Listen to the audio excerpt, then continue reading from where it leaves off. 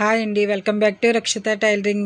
నేను ఈరోజు అయితే క్రాస్ కట్ బ్లౌజ్ ఉంటుంది కదండి, దానికి మనం ఎలా ఫ్రిన్స్ కట్గా కుట్టుకోవచ్చు అనేది చాలా సింపుల్గా చూపిస్తానండి. ఇదిగోండి ఫ్రెండ్స్, ఈ విధంగా 2.5కి అయితే మార్కింగ్ చేసుకోవాలండి.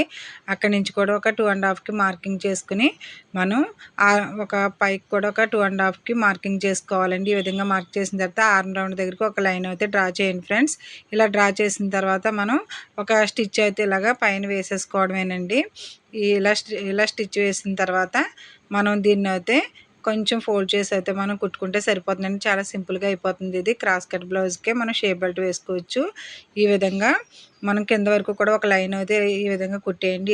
ఎటువంటి సెపరేట్ చేయవలసిన అవసరం లేదండి. ఫ్రిన్స్ కట్కి ఇక్కడ చిన్న డాట్ అయితే ఇలా వేసుకుంటే సరిపోతుంది ఫ్రెండ్స్. చాలా సింపుల్గా అయిపోతుంది. ఈ విధంగా మనం క్రాస్ కట్ బ్లౌజ్కి కుట్టుకోవచ్చండి. Thank you friends. ఈ వీడియో కనుక నచ్చినట్లయితే సబ్స్క్రైబ్ చేయండి, మా ఛానల్ని లైక్ చేయండి.